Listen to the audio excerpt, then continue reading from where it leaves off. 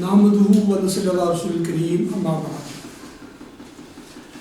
मोहतरम डॉक्टर मंजूर आलम साहब, प्रोफेसर जैनब खान साहब, प्रोफेसर मोहम्मद अफजल वानी साहब, प्रोफेसर मोशम उस्मानी साहब, जनाब मौलाना हमीद नामानी साहब, प्रोफेसर हसीदा हाशिया साहिबा, और आपने तशरीफ फरमाया हमारे दोस्त हैं, हमारे अहबाब हैं, मैं सबके सलाम पेश करता हूँ। Today's program is, as you know, about a book review on Islam and knowledge, Al-Farooqi's concept of religion in Islamic thought. जैसे भी आपने सुना कि अल-फारूकी जो है एक ऐसी शख्सियत का नाम है जिन्होंने एक निस्फ सदी से ज़्यादा अरसे पर एक पूरी जनरेशन को मुतासिर किया। But I will say it with the great, I should say, sorrow, I should say that the work which should have been done on him has been not done so far. There is a very small review on this book that has been made by one of the students, Tawsil Pare, and that cursorily he has done that. I was seeing that, I was very much more worried that such a great book has been not taken very seriously by people, whereas this book is such an important treasure of knowledge and information about the personality known as Epistimology Farooqi and his multifaceted activities. So in this way, I find that we needed to have a very good program on personality and his life. So we are very thankful to the Institute of Active Studies that last year a grand conference was held and almost all the important aspects of his life and thought were discussed, both in English and Urdu, and inshallah that book is also being published soon. But so far as this book is concerned, this has been written by one of his very old students, Imtiaz Yusuf. I know him from Aligarh, and he was also in Thailand, Bangkok. He's a professor here. Now he has joined Stock, Malaysia. So this book is discussing various aspects of Epistimology Farooqi and is based on the articles, memoirs and intellectual assessment of the monolithic works and personality of Epistimology Farooqi. In this volume we have articles and memoirs from John Esposito, Khurshid Ahmad, Sayyid Hussain Nasr, Anwar Ibrahim. So these are the names which are very important names and who have a lot of impact on modern thought. And some of them are very prominent political personalities like Anwar Ibrahim and Khurshid Ahmad. And there are also scholars who are basically from the West and they have acknowledged the great scholarship of Epistimology Farooqi. As has been said by many people, Al-Fazl ma shuhida bil-ada, greatness is that which is being accepted by even the adversaries. The people from the West have acknowledged this scholar in modern times, and then they feel that they are very lucky to have been his students, and hundreds of the students which he brought from different countries of the world, from America, from Arab countries, from Asia, to Temple University, so that they may just pursue their PhDs and research. And when he was martyred, at that time there were about 100 students who were doing PhD in Temple University. So it means that a very important collection in this book we find, which has been just made by the great scholars of the world. Epistimology Farooqi is a good case of the modern intellectual who is a believer and provides a good example for thinking and what it means to be a believing intellectual. Most of the intellectuals, after studying in the West or even the East sometimes, they have left their religion behind and they have said bye-bye to their religion in many ways. And then they started advocating Western philosophy, culture and civilization, and they became the advocates of Western culture. But we find a man who was amidst Western scholars and he was a believing intellectual. And not only himself a believing intellectual, but he gave many people impetus to be better Muslims in West. मुसलमान को मुसलमान कर दिया तूफान मगरिब ने, Kala tumhare gardun se gauhar ki sairabi. This is the couplet which has been mentioned by Khurshid Ahmad in his article about Ismail Raji Farooqi. And secondly, we find that this man, as has been mentioned in this book, so it is the result of the papers which were presented in a 2-day international seminar, which was held in Westminster, London, UK in 2010. And the topic of the seminar was Ismail Raji Farooqi, an expose of the legacy of the Mujtahid in the modern age. A new Mujtahid we find. And many people have called him Mujtahid, not only Muslims but non-Muslims. And he was a Mujtahid because Ijtihad has been not only limited to a particular field of jurisprudence, there has had been Ijtihad in almost all the spheres of life throughout the annals of Islamic history, from Prophet's time onwards. So we have and in every century we have a Mujaddid laha dinaha, as has been mentioned by hadith also of the Prophet. And we have Mujtahids like this and Mujaddids like him. So he has been called as Mujtahid. And there is an introduction by Imtiaz Yusuf, who has been his student. And then there are many articles which have been, as I mentioned already, have been written by many people. Professor Farooqi has been just trying to convince Muslims to be a believing intellectual, as I mentioned, and also to contribute to interreligious dialogue in the West itself. And also he was the first person who, after Al-Biruni, Shahristani Ibn Hazm, Andalusi, and Mullah Muhsin Fani, was a great scholar of religions of the world, and especially the Abrahamic faiths. And his book on dialogue among the Abrahamic faiths is one of the important books. And his book on Tawheed, I was just trying to compare that book with Abdul Wahhab's book of Tawheed, then Mullah Maududi's book and other books which have written on the concept of Tawheed.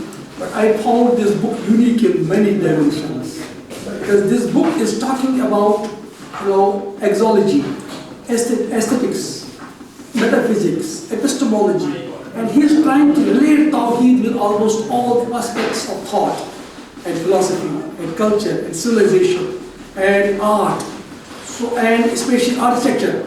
So this is a holistic approach to Tawheed, and basically his wealth and charm worldview was Tawheed, and he advocated that in the West. That was very important. In the introduction, the editor presents a bibliographical sketch of Ismail Raji Farooqi and gives details how he was taught at Palestine, at his home. Then he went to Azhar also after some time. Then he went to different Western universities, and he had the knowledge of both the worlds, the religion as well as the modern world itself. So in this, and he was taught in the best institutions of the world, whether these were the religious institutions or modern education institutions. He did his study in philosophy, Western philosophy, and then he was well versed in jurisprudence as well. In this way, almost all important scholars worldwide who had any kind of acquaintance with Ismail Raji Farooqi have expressed their views in this volume, based on their close assessment of the erudite personality of Farooqi. All these essays of this edited volume divided into two parts, which explore various dimensions and facets of the personality and academic career of Farooqi. In sum, the contents of this volume highlight the intellectual legacy of Farooqi, and who is still a brilliant intellectual legendary of Islamic studies and Islamic intellectual, and he has been one of the important persons who has worked for Islamic awakening in modern times. And these all articles throw light on his reformative and scholastic efforts. The work is indeed a rare tribute to this great, legendary and prominent figure. As I said, that much more works like this need to be made on and be written on Ismail Raji Farooqi, because he deserves. So now, from 1960s, there were three persons in the West. One was Farooqi, second was Fazlur Rahman, and third was Sayyid Hussain Nasr. So these were very prominent scholars of Islamics or Islamic studies in the West. a time when Islamics was making an appearance as a field of study, research and discourse at the Western universities. Professor Farooqi made a lasting contribution to the study of Islam and religion relevant to the contemporary times. Although his scholarship covered but his contribution to academia was limited, which played an important role in the creation of Islamic studies and its entire spectrum and religious studies, including the study of phenomenology of religion. So this term was not known to Muslim scholars of religion. He brought this phenomenological aspect of religion, and then he talked about Kant, and he brought also Hegel to discussion. But he added something to the Kantian viewpoint about ethics. Islamic thought and approaches also, he discussed about that. Then history, culture, education, interfaith dialogue, aesthetics, ethics, politics, economics, science, and women's issues. These all have been discussed by Ismail Raji Farooqi. And these subjects were also being taught in the Temple University. The history of religions, phenomenology of religion, as I told you, Professor Al-Farooqi has been described as the scholar activist also. Sometimes when you are not agreeing with someone, then sometimes people call him guerrilla scholar. Some people from the faculty of divinity in the Catholic University, USA, they call him guerrilla scholar. Others say that he was Islamic activist or scholar activist. And some people say that he was very warrior, such as Hussein Nasr has called him, warrior, Islamic warrior. And he was not a detached scholar. And what do they mean by detached scholar? So one should have no commitment to any ideology. So sometimes people have described him like that. But despite these all facts, now he is being acknowledged as the authority on all these subjects. And by and by, people are realizing his role and his contribution to modern Islamic thought worldwide. And apart from that, he was really activist scholar, no doubt in that. Because he was like Ibn Taymiyyah. He was like Imam Ghazali. He was not like the Sufis, because he was not very happy with Tasawwuf. I don't know, there may be some reasons for that.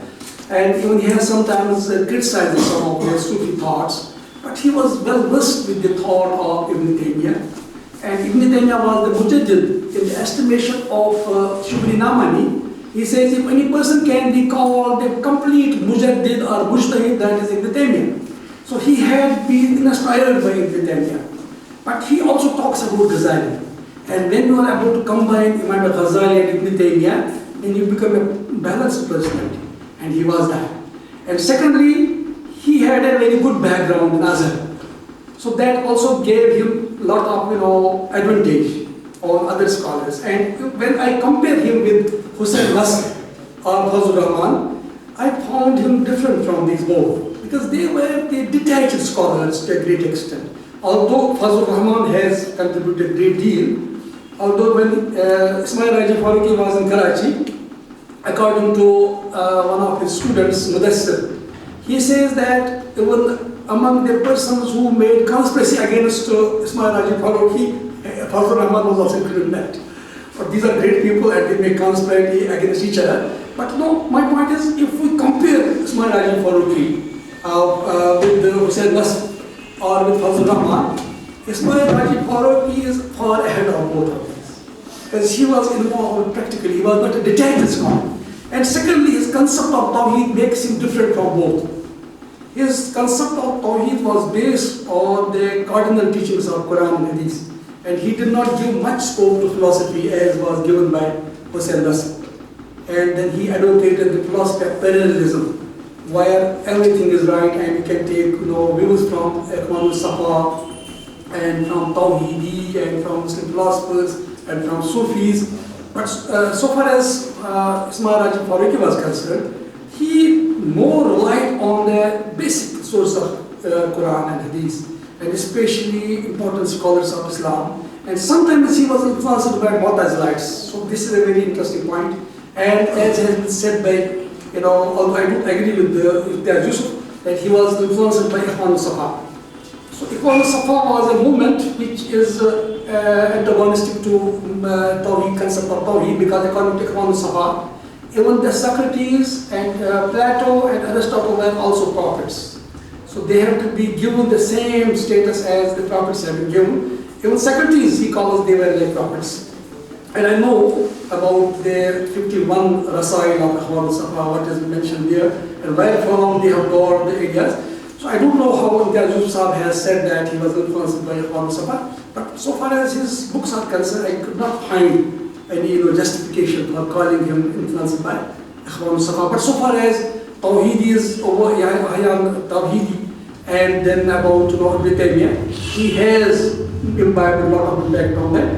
So in this way, he is called a scholar, as I mentioned. He talks about Arabism. So now one controversial issue in his books is he is talking about Arabism.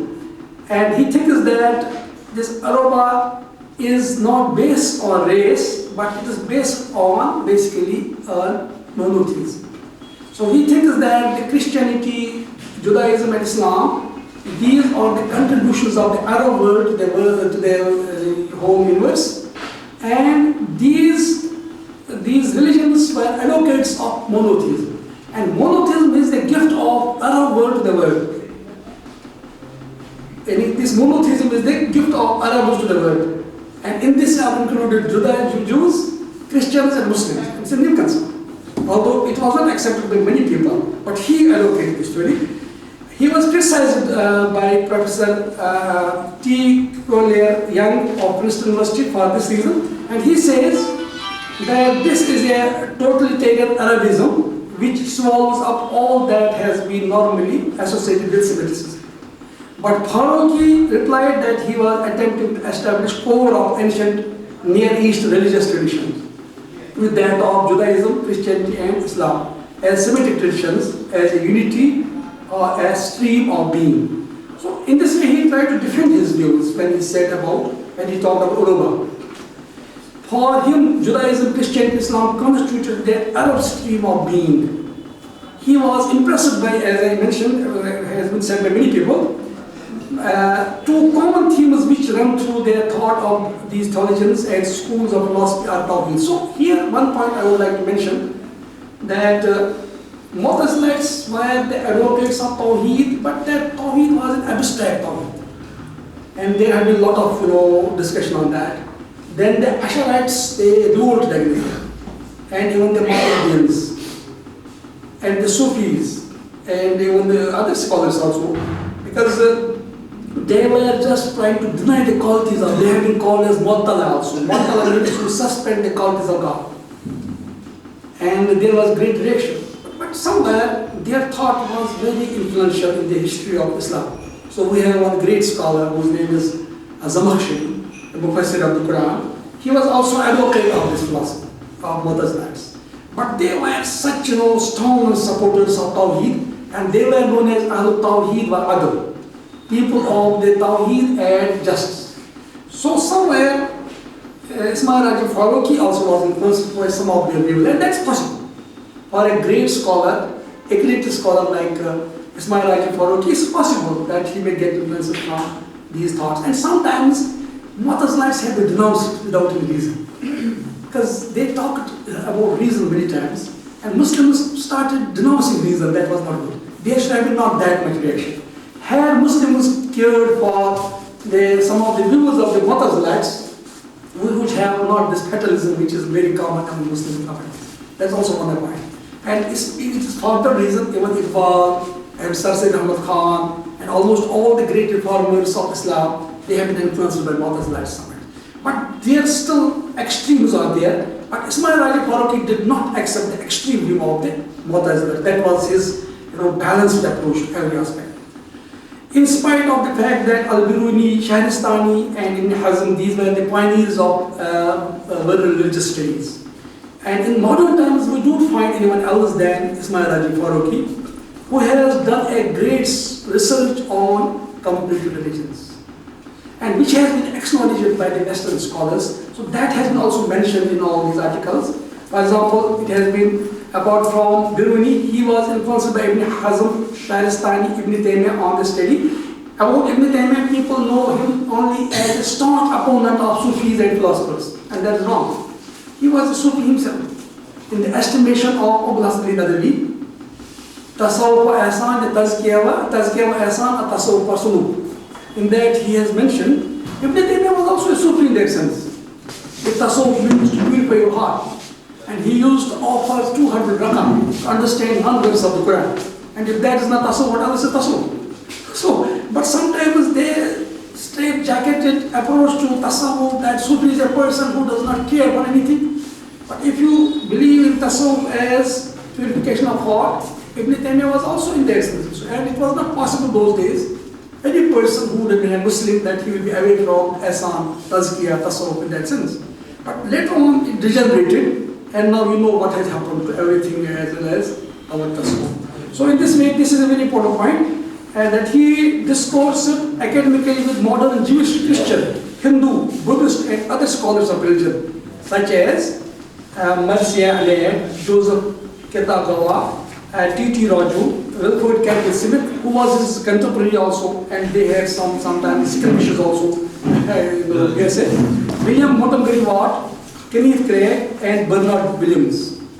So these were the existing scholars of world religions, and he had association with them, he had discussions with them, and they had sometimes debate on various issues. Sometimes they agreed, sometimes they did not agree, but he was acknowledged by these scholars as a scholar of world religions. In the field of phenomenology of religion, Professor Epistimology Farooqi laid the foundation for a new interpretation and analysis of the current essence of the Islamic religious principle of Tawheed. And he talks about that meta-religion and fitra. Dinul fitra and dinul qayyim. These two terms he has coined, which are basically Islamic terms. And he says that religion is to be understood at the ethical level, not at the metaphysical level, and exotical level, and aesthetical level, not at the metaphysical level. So then he brought a new ground for interreligious understanding. Rather than metaphysical skirmishes, polemics, he just tried to beat the adversaries on ethical grounds. So religion should make people better, because there is something religious in every person, which is known as Dinul Fitra. So let us see what is that Dinul Fitra. And that seems very close to Ghazali's viewpoint.